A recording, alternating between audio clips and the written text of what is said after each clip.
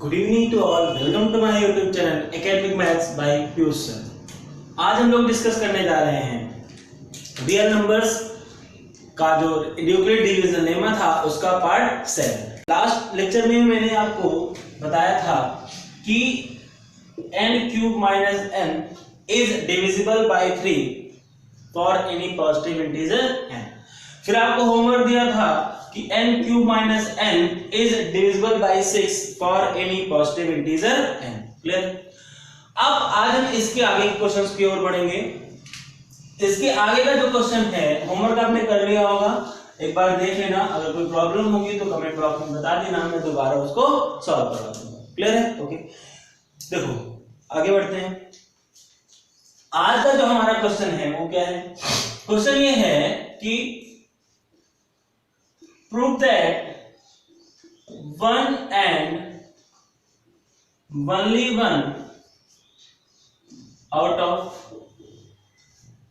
n plus 1 and n plus 2 is divisible by 3। लगभग कुछ हद तक वही क्वेश्चन है। एक तरीके से लास्ट टाइम में हम लोग क्या कर रहे थे, इनके प्रोडक्ट की बात कर रहे थे। आज हम क्या बात कर रहे हैं कि इन तीनों में से कोई एक ही डिविजिबल बाय 3 है। इस क्वेश्चन को हम दूसरी लैंग्वेज में कैसे लिख सकते हैं? दूसरी लैंग्वेज में लिख सकते हैं कि prove that one and only one of 3 consecutive positive integers is divisible by 3।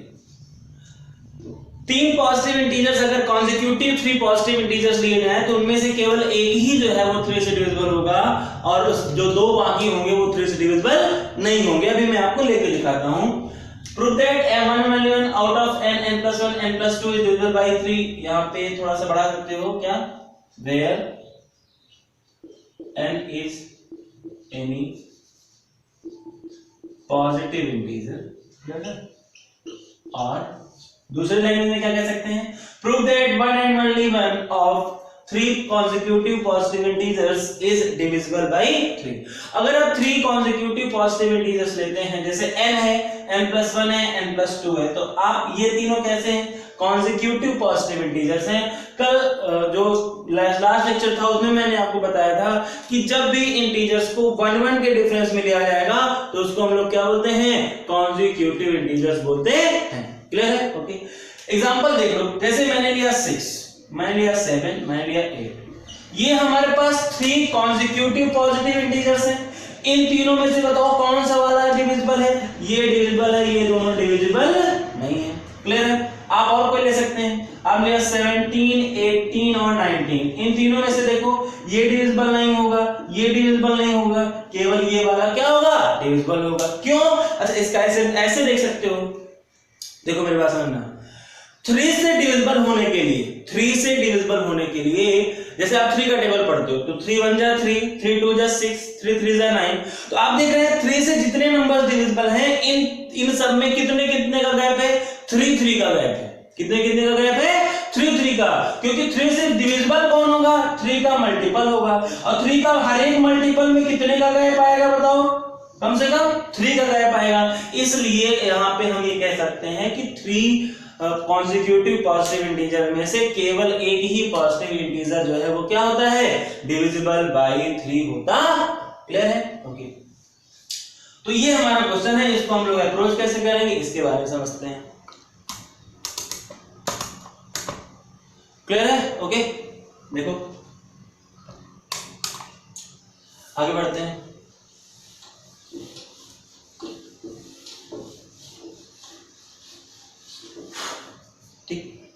Question क्या है? क्वेश्चन ये है कि n कोई पॉजिटिव इंटीजर है और n, n plus 1, n plus 2 में से कोई एक ही जो है वो 3 से डिविजिबल हो। ओके, क्या लिखेंगे? क्या? We know that any positive integer है, डिविजिबल बाय किससे दिखाना है 3 से, तो फिर पॉजिटिव इंटीजर कैसा होगा आपका 3q प्लस 1 और 3q प्लस 2। बता चुका हूं पहले भी, we know that any positive integer is of the form 3q और 3q प्लस 1 और 3q प्लस 2। क्लियर है? ओके, तो एक एक करके हम देखते हैं। क्लियर है? पहली condition for n is equal to 3q, n is equal to 3q के लिए इधर आ जाओ, कितनी वैल्यूज की बात कर रहे हैं, n की बात करना है, n प्लस 1 की बात करना है और n प्लस 2 की बात करना है। पहली वैल्यू 3q के लिए हम लोग बात करने जा रहे हैं। n इक्वल टू 3q के लिए n हमारा क्या है 3q है ना।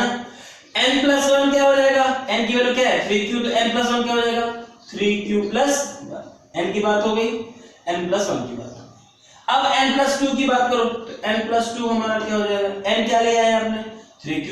क्लियर है? तो क्या हो जाएगा 3q प्लस, अब आप मुझे ये बताइए यहां पे 3q का मतलब क्या है, ये 3 का मल्टीपल है और इसलिए ये 3 से क्या होगा डिविजिबल होगा। तो यहां लिख लोगे क्या, clearly it is divisible by.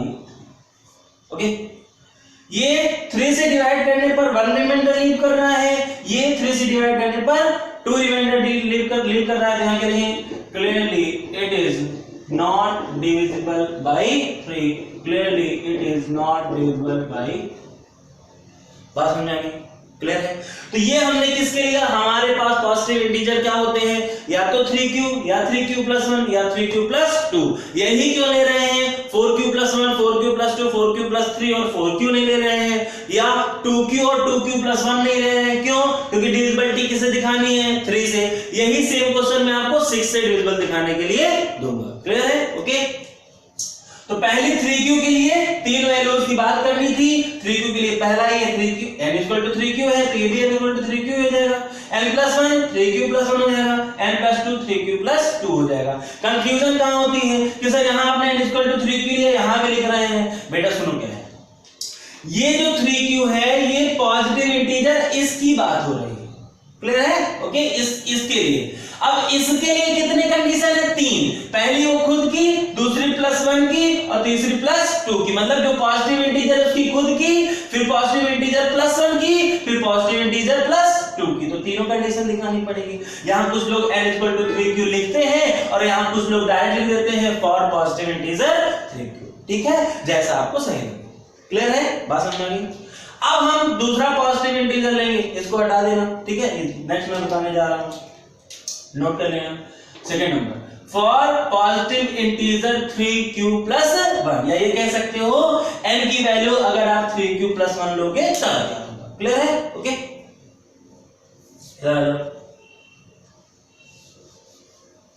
n की वैल्यू जब आप 3q प्लस 1 लोगे तब क्या होगा, है ना। तो पहले तो उसी पॉजिटिव इंटीजर के बारे में बात करनी है, फिर प्लस 1 की, फिर प्लस 2 की। तो ये पॉजिटिव इंटीजर हो जाएगा 3q प्लस 1। इसका क्या मतलब है कि 3 से डिवाइड करने पर 1 क्या बच रहा है, रिमाइंडर बच रहा है। 1 क्या बच रहा है, रिमाइंडर बच रहा है। अब बात करते हैं n प्लस 1 की। तो आपका n क्या है, n है आपका 3q plus 1।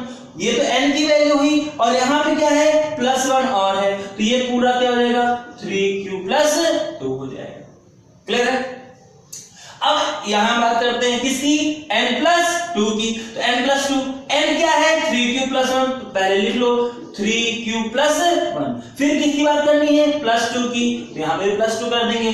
3q plus 1 plus 2 क्या हो जाएगा 3q प्लस, यहां पे 3 क्या हो जाएगा बेटा कॉमन हो जाएगा, अंदर क्या बचेगा q प्लस 1। बताओ 3 का मल्टीपल हो गया ना, यहां क्या लिखोगे clearly it is divisible by 3। यहां क्या लिखोगे clearly it is not divisible by 3। यहां पे 3 से डिवाइड कर रहे हो तो 2 रिमाइंडर बच रहा है, तो सेम चीज लिख दे। ठीक है, लेकिन यहां क्या लिखोगे clearly it is divisible by. बात समझ में आ गई? क्लियर है? तो 3q के बारे में बात अभी जस्ट किए थे। 3q + 1 अगर पॉजिटिव इंटीजर है तो उसके बारे में बात कर लिए। अब हमारी जो थर्ड कंडीशन है कि अगर पॉजिटिव इंटीजर 3q + 2 टाइप का है तब क्या करेंगे? क्लियर है?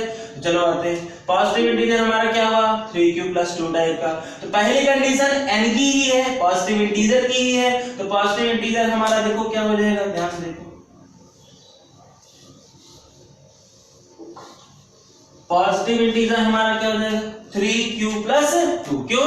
ये पहली बार तो n की ही बात करनी है, अगली बार किसकी बात करेंगे? n + 1 की। n + 1 की। तो n क्या है? 3q + 2 है। +1 तो यहाँ पे भी +1 क्या हो जाएगा? 3q + 3 हो जाएगा। और यहाँ पे क्या हो जाएगा?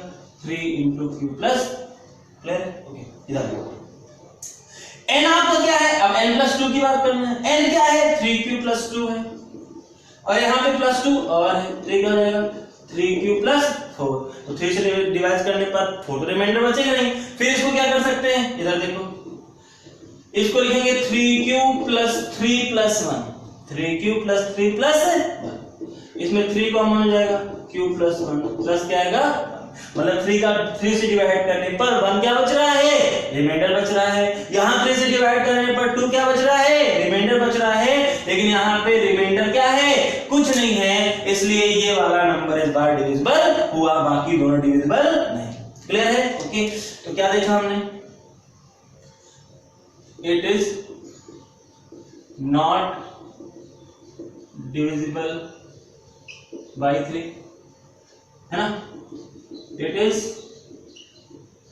divisible by 3 and it is not divisible by। बात समझ में? क्लियर है? तो हमने तीनों कंडीशंस देख ली और तीनों कंडीशन में क्या देखा कि केवल और केवल एक ही डिविजिबल हो रहा है। जब हमने 3q लिया था तो केवल n डिविजिबल हुआ था। जब 3q + 1 लिया था सेकंड में तो n + 2 डिविजिबल हुआ था। थर्ड में 3q + 2 लिया तो ये वाला डिविजिबल हुआ। तो हर एक कंडीशन में हमने क्या देखा कि सिर्फ और सिर्फ एक ही जो है वो डिविजिबल हो रहा है, किससे? 3 से। बात समझ में आ गई? क्लियर है? तो लास्ट कंक्लूजन क्या लिखेंगे? Hence we get that one and only one out of n + 1 n + 2 is divisible by 3। Clear है? ओके, बात समझ में आ गई? तो ये क्वेश्चन आ सकता है, अच्छा क्वेश्चन है। इसमें थोड़ा सा प्रॉब्लम आती है बच्चों को। सेम क्वेश्चन आप लोगों को मैं दे रहा हूं, लेकिन वहां पे थोड़ा सा क्वेश्चन चेंज कर रहा है। क्लियर है? ओके, समझ में आ गया? हटा देता हूं, नहीं समझ में आया दोबारा एक बार फिर से देख लेना, है ना? ठीक है, क्वेश्चन तुम लोग लिख लेना। क्वेश्चन क्या है? सेम क्वेश्चन है, बस थोड़ा सा डिफरेंस है यहाँ पे। क्या कह रहे हैं?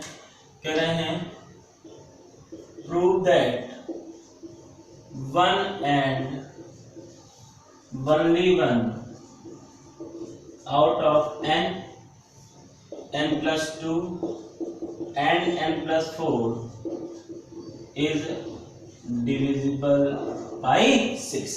क्लियर है? For any positive integer n, ये मत लिखना बोला करो, for any positive integer. Clear? कह रहे हैं n + 2 और n + 4 में से केवल एक ही डिविजिबल होगा, किससे? 6 से। तो यहाँ पे जो हमारा पॉजिटिव इंटीजर है वो किस टाइप का होगा बेटा? 6q होगा, 6q + 1 होगा, 6q + 2 होगा, 6q + 3 होगा, 6q + 4 होगा और 6q + 5।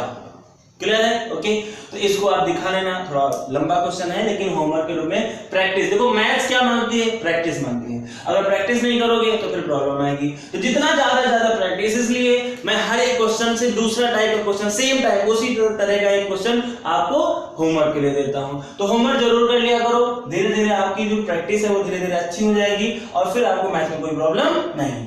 क्लियर है? ओके, एक बात और, मेरे सारे वीडियोस आप स्टार्टिंग से देखेंगे तो आपके लिए ज्यादा फायदेमंद रहेगा, समझ रहे हैं?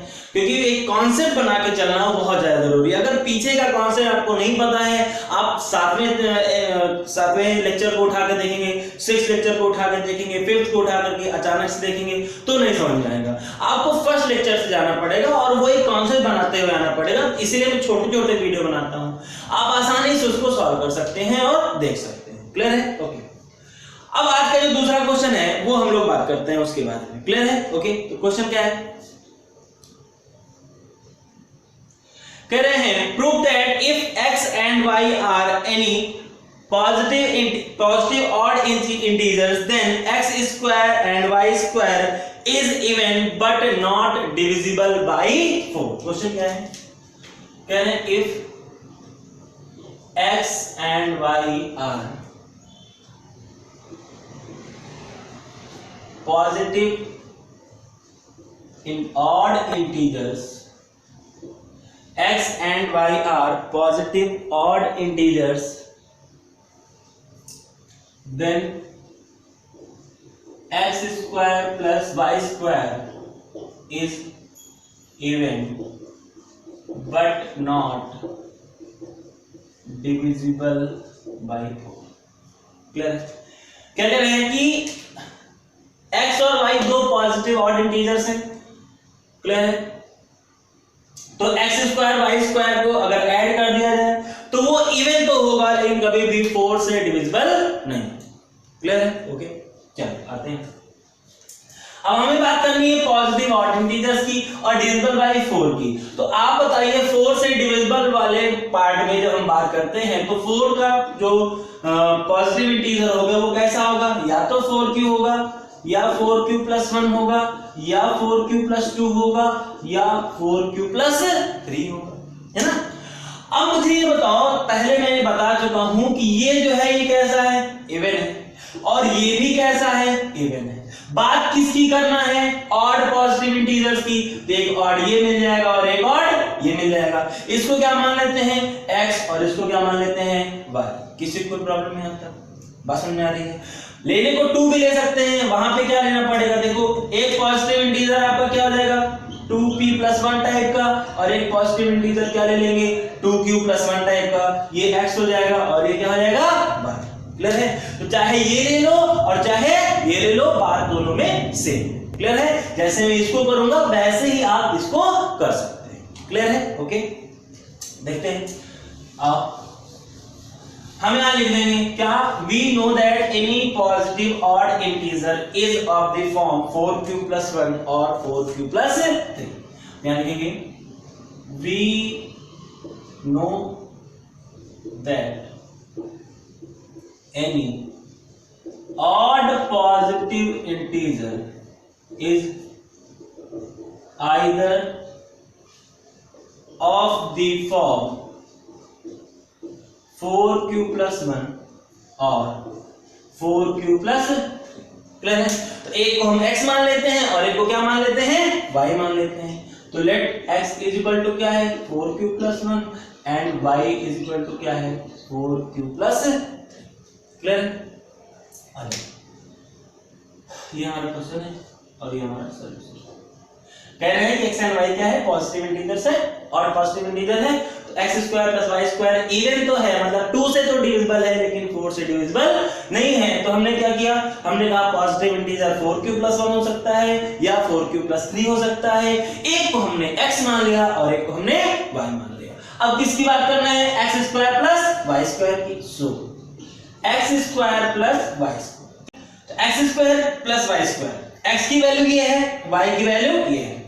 x स्क्वायर तो ये क्या हो जाएगा 4q प्लस 1 का whole square plus y square तो ये क्या हो जाएगा 4q प्लस 3 का होल स्क्वायर।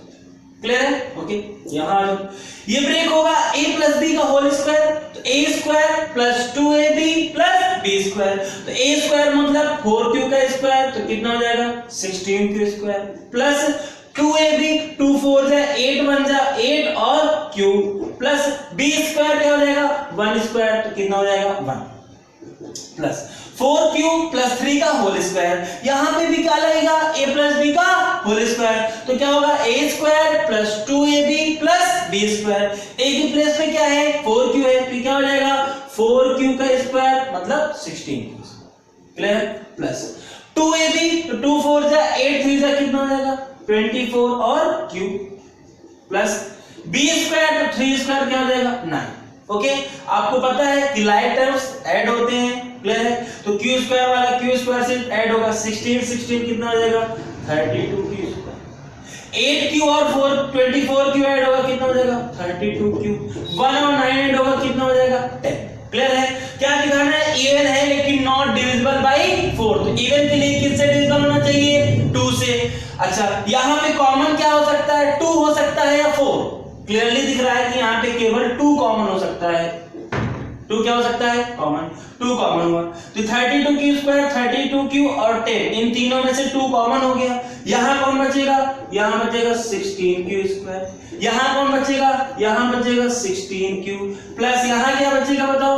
5 बचेगा। क्लियर है? तो क्या दिखा हमको कि ये 2 से तो डिविजिबल है, ये 2 से तो डिविजिबल है लेकिन 4 से डिविजिबल नहीं है। तो 2 से डिविजिबल है तो तुरंत आप इसको क्या कह देंगे? इवन कह देंगे। क्या कह देंगे? इवन। तो यहाँ पे क्या लिख देंगे आप लोग? यहाँ पे आप ये लिख देना कि